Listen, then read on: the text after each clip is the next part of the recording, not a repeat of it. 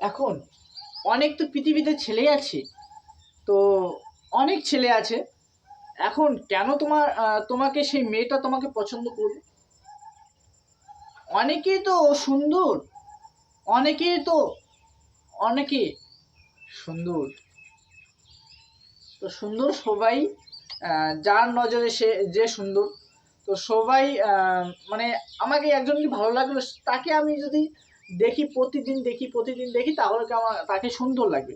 কিন্তু আরেকটা জিনিস, তার সাথে যদি আমি ঘন্টার পর সারা দিন রাত তার সাথে আমি মিশি, সারা দিন রাত কথা বলি, তাহলে সেটা বিরক্তি।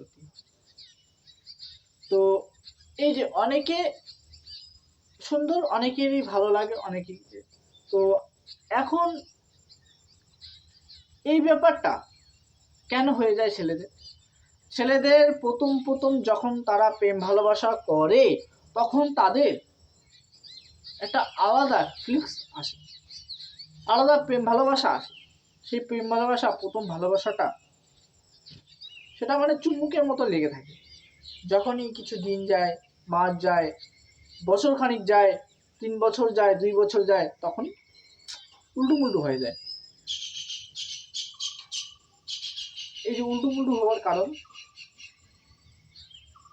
তো উল্টো হওয়ার কারণ হচ্ছে তারা এই যে সারা দিন রাত সব সময় তাদের সাথে মানে আর কি, কোথাও এত কোথায় যাবে ভাই? তো যাকে আপনি প্রেম করবেন, ভালোবাসা করবেন, তার সাথে একটু কথা বলবেন, সারা দিনের মধ্যে একবার কথা বলবেন, দুইবার কথা বলবেন, একবার দেখা করলেন, মাসে একবার, দুইবার, 3বার, 4বার, এইভাবে করলে আপনার 5 বছর কেন 10 বছরও প্রেম ভালোবাসা চলবে। তো এরকম করলে প্রেম ভালোবাসা 10 বছর চলবে, কিন্তু এই কন্টিনিউ সবসময় কি করলে, বললাম তো 2 বছর যাবে না। তো সাকসেসফুল প্রেম, সেটা একটু সময় অনুযায়ী হয়, আর সময় অনুযায়ী সব কিছু সবার ম্যাটার করে। প্রেম ভালোবাসা সবার সমান হয় না, কারো এমন হয়ে যায় ইলফিল লুলফুল কুলফুল হয়ে যায়। তো এই যে আমার মতো হাজারো ছেলে আছে, তারা এই প্রেম ভালোবাসাতে জড়িত হয়ে অনেকেই, কেউ ধোঁকা খেয়ে ছেলেটাই ইলপিল হয়ে যাচ্ছে।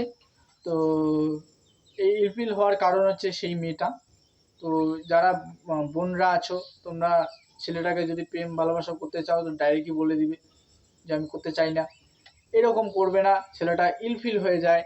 তো তোমরা কাউকে ধোঁকা দেওয়ার আগে একটু ভালোভাবে ধোঁকা দিবে, না হলে ছেলেটার অবস্থা খুব খারাপই হয়ে যাবে। তো ভালো থেকো, সবাই ভালো থাকো।